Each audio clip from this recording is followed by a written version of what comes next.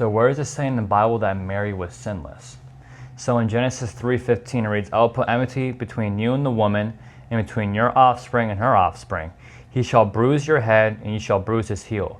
So we all know this is talking about Jesus defeating Satan, defeating evil, right? Where it says, he shall bruise your head, and you shall bruise his heel, right? But it says, I will put enmity between you and the woman, and between your offspring and her offspring. So there's going to be enmity between the woman and the evil one, right? So this is talking about Eve, right? But in a prophetic manner, it's also talking about Mary as well. Because the church views Mary as the new Eve.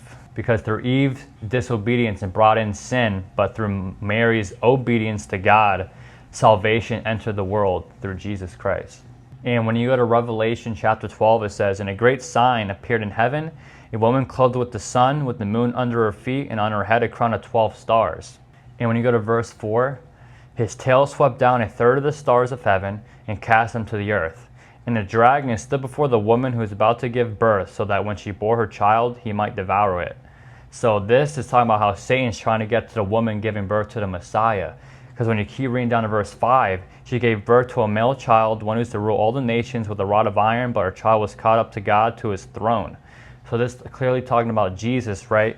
So the dragon's trying to get to the woman, which is the mother of the Messiah, Mary, right? And when you keep reading down this chapter to verse 13, it reads, he pursued the woman who had given birth to the male child, but the woman was given the 2 wings of the great eagle, so that she might fly from the serpent into the wilderness to a place where she'd be nourished for a time and times and half a time. So this shows how the woman escaped the devil trying to attack her, right? So this is where Catholics get the idea Mary was protected by sin due to God's grace, because it says in Genesis, there's to be enmity between you and the woman, and this is a prophetic thing to Mary. And it says in Revelation, the serpent, the devil, the dragon tried getting to Mary, the woman, but she couldn't get to the woman, which is Mary.